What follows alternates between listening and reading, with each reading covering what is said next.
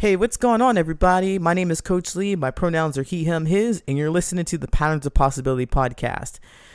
Happy New Year. I hope that it has turned out to be something fantastic and amazing for you.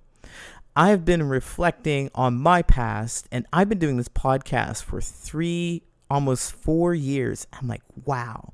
And the podcast has gone through different transformations. If you look back in the catalog, you will notice that there are some interviews, there are some Reddit advice questions that are standalone episodes, and then there's also these episodes that I started with that have a musical vibe feeling to it. It really had a sound design that I put a lot of energy and time into. And I went back and I listened to one that I really, really like called Shadow Work, and I thought I would share it with you here today. So if you're new here, I encourage you to go back and listen to these kind of episodes because they're a lot of fun.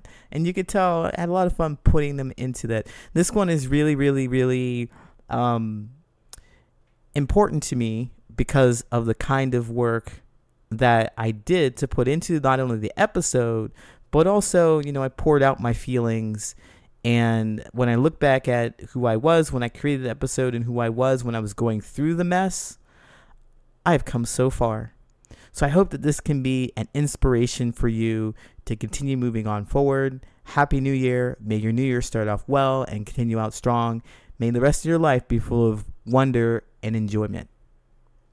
My dear Patterns of Possibility listeners, I want to let you know that I really do appreciate you listening to this podcast. Your listenership means a lot to me. And this podcast is my sincere gift to you. And maybe you'd like to take action on reciprocating this gift. If you would, I'll mention a few things that are pretty helpful to me in the creation of this podcast. One thing that you could do is rate and review this podcast on Apple Podcasts or Spotify. Make sure to give it 5 stars. And if you're listening on YouTube, please like and subscribe. It helps a lot.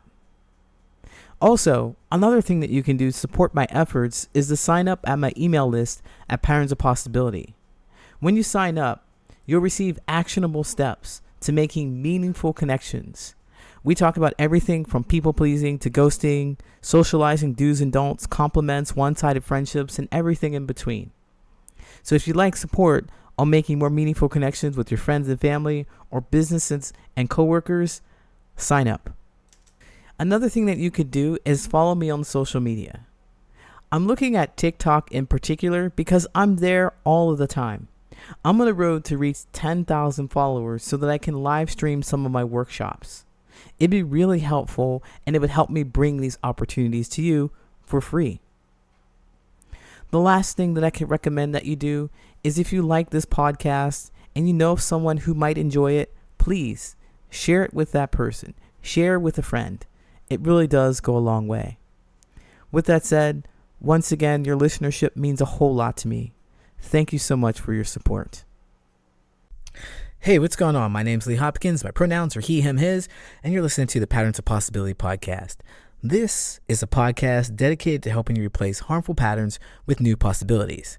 In each episode, we'll explore topics that inspire confidence, direction, and resilience. In this episode, we're going to explore shadow work.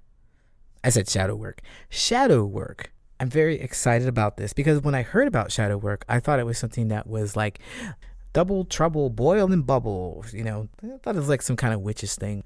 But doing shadow work is necessary for you to become emotionally well. Shadow work is maintaining, acknowledging, and understanding emotions that aren't so pleasant to deal with. Instead of trying to ignore them or avoid them, in this episode, we're going to explore how shadow work helps us to absorb them. Are you ready? Let's go.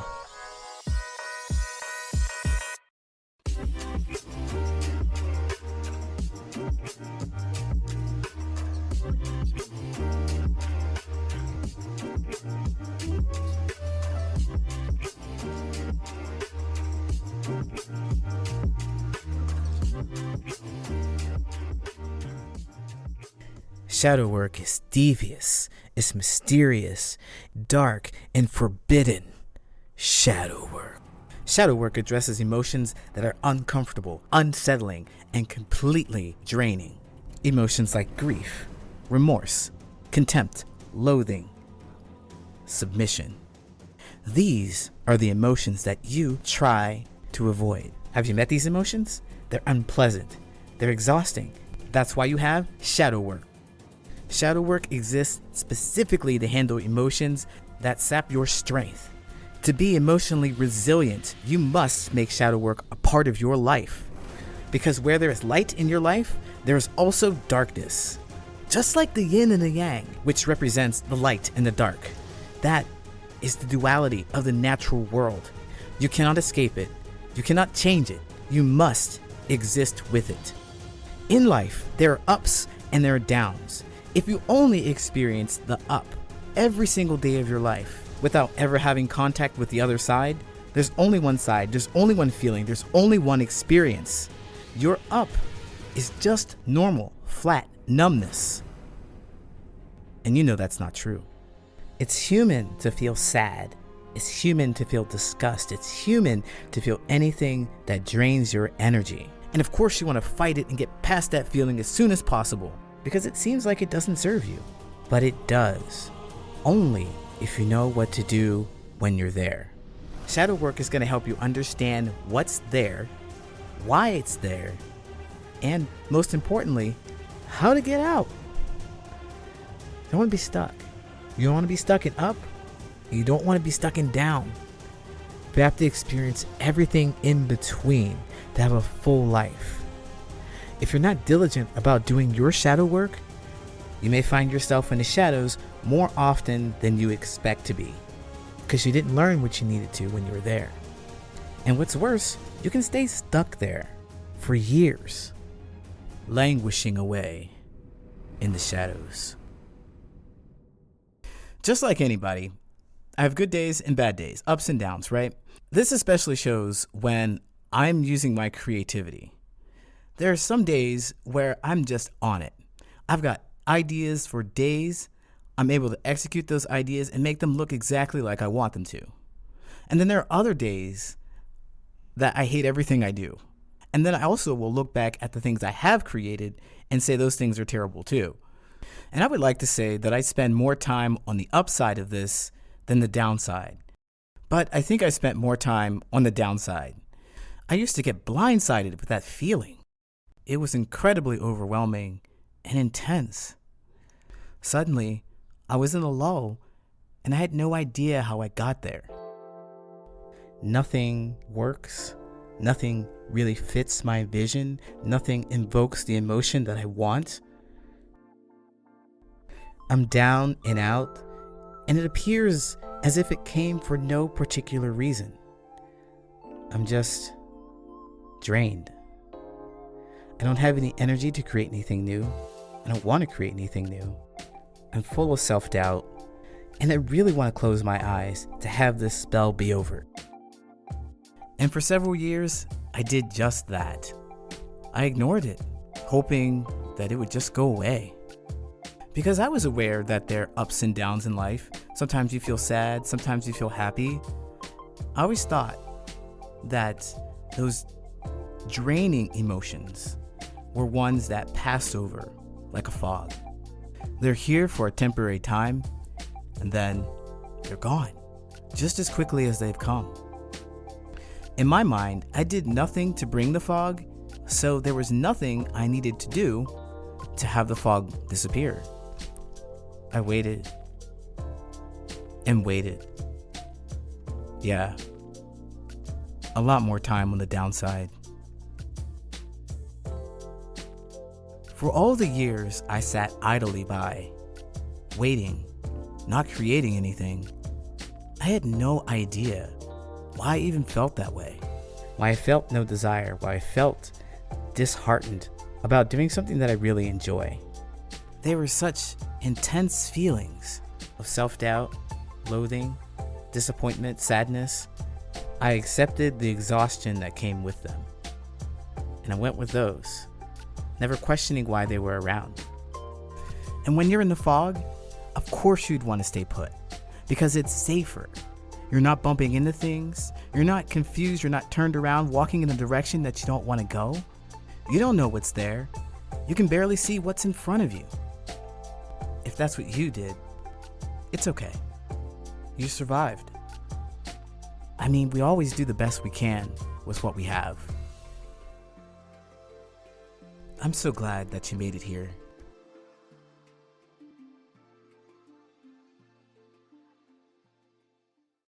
I hope that what I share with you will help you navigate the fog. I say navigate because you're not going to try to force it away. You may have to stay with it. It may be with you for a while. But at the very least, you're not paralyzed. You're not confused, and you're okay to move. When you think of fog nowadays, you know that it's pretty harmless. You know that it is made of little droplets of water. It's a cloud that's sitting on the ground. You know what it's capable of, and you know what it's not capable of. It's not made of tiny acid droplets that's going to eat your skin away. You know that because some devoted scientists out there put time and energy in studying this entity. They learned the patterns of when it appears and what causes it. I want you to imagine that the fog is the intense feeling that you have. You want to know everything you possibly can about this. You want to know when it comes, when it leaves, what happens in between, what you're doing, who's in your space, everything you possibly can about you and your environment when you're feeling this emotion.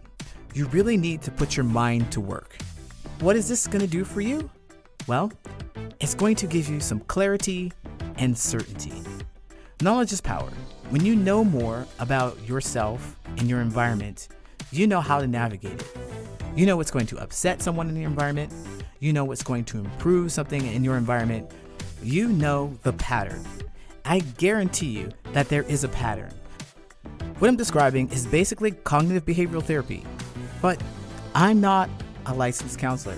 I didn't go to school for this. I do not have a degree with it. I'm not licensed in any state. I'm not licensed at all. I read books, I recognized patterns, and I applied this to my life. It helped me a great deal, and I hope it'll help you too. This is not a substitute for seeing a licensed medical professional. You may need one of those to help you work this out too, because once you start finding out when your sadness shows up, when anger shows up, or whatever unpleasant, draining emotion shows up, you need to understand why that emotion is triggered. And I think the best way to understand why is to talk it out with someone who will not shame you, someone who won't judge you, and someone who can be objective, as well as provide some insight for you. That would probably be a licensed therapist. That's where I learned some of this stuff. Now back to you.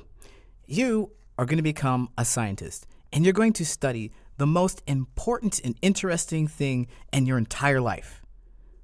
Any guesses? It's you. You're going to learn about you. Coaches and therapists basically turn their clients into scientists. They ask them to gather data, analyze it, draw conclusions, and change the behavior or question the behavior. They ask you to log your behavior, which is a journal. Write down what you know today, write down how you're feeling, write down what happened today, write down what could be better today. Because you know when you have a session with them, they are logging your behavior and logging your emotions so that you can talk about them. If you go to a therapist or you talk to a coach, let's say once a week, let's even say twice a week for an hour, that's 2 hours that they get to log your behavior. But you are around yourself 24 hours a day, 7 days a week. You have the opportunity to learn more about yourself than they do. When people talk about the work, my hands are quoting, you can't see them, but quotes, the work, this is what people are talking about. Getting to know you, your behaviors, how you think, how you feel, what you do when you're put in an environment. You need to know how you're going to behave. That is the work. But in this episode, we're talking about shadow work. So essentially, the work is something that you do when you have uplifting emotions or you're on a high vibe. Shadow work is something that you do when you're feeling these emotions that will drain you. You still have to be conscious of what you are doing in your environment, how your environment is affecting you. It's more difficult, but if you practice by doing the work, you will already have muscle memory to do the shadow work. One question that I get often is, what am I looking for when I do shadow work? You are looking for what you're feeling, your emotions, and your actions. You want to log those, write those down. Just write them down. You also want to describe your environment. When you first begin doing this kind of work, it's going to be taxing and draining. So you may only have the energy to do that. That's it. But if you can, the next thing you want to do is ask why. Why do you think that emotion came on so strong? Just write your guess down. Just log it. Because what you're going to do is eventually you're going to swing upward, you're going to feel better, and you're going to look at this. You're going to have an opportunity to step out of those heavy emotions that you have that will definitely influence your analysis. You can take your notes, your findings about yourself, and talk to someone who's objective. A licensed therapist would be ideal, but hey, if you don't have that, use what you got. Bottom line, whatever kind of work you're doing, you're gathering information, you're analyzing it, and you're making sure that you analyze it outside of yourself. You're not thinking about it because you'll just validate whatever you're thinking or whatever in your head. You need to be able to analyze your experience when you're in a completely different mindset or with a completely different mind. Like the Schuyler sisters, you're looking for a mind at work. I want to share with you what I discovered about myself. When I first started on this journey, I was clueless and resistant, but now I'm testifying about how it changed my life. I've never been more confident. I know what my purpose is in life. I used to be afraid to talk to one person. Now I can't amplify my voice loud enough. I heard of the work, but I didn't know what it was. But when it clicked, a whole new world opened up for me. Listen.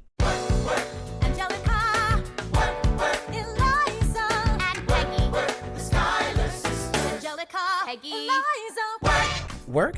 Nah, hard pass. I'm not doing any work. I don't want to think. I'm watching TV and playing video games. I'm gonna chill right here. Okay, so you can just okay, bye. Look at what? The revolution is happening. What revolution? What are you talking about? Work.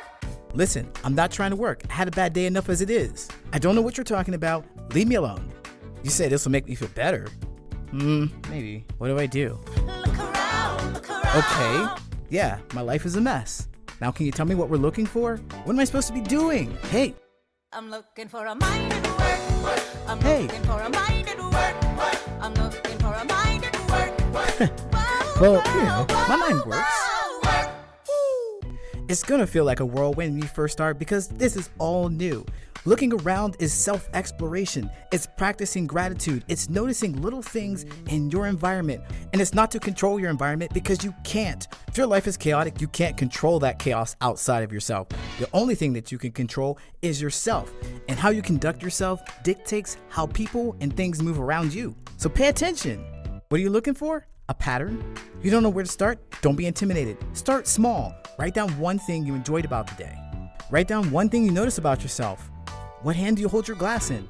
Just get started. Look around at how lucky we are to be alive right now. Look around at how lucky we are to be alive right now. History is happening in Manhattan, and we just happen to be in The greatest time for mental health awareness. People of color, I'm talking to you. Your grandparents had no idea this existed. It was difficult enough to survive. Your parents had no time for this stuff. Now you are saddled with the burden of generational trauma. But you can break the pattern and start healing. You only need to Look around at how lucky we are to be alive right now. I promise, if you see this through to the other side, there's support, connection, and everything you've been looking for. It's the most powerful thing you can do for yourself and your community. Angelica, Eliza, and Peggy, the Schuyler sisters. We're looking for a mind at work. Hey, Do the work, break the pattern, change your life. Hey, for real, what's up with that, people of color? Why aren't we talking about our stuff? Can anybody out there tell me why? How was it for you? Tell me your story. Let's break those generational patterns. You can write me at patternsofpossibility@gmail.com. I'd love to hear from you.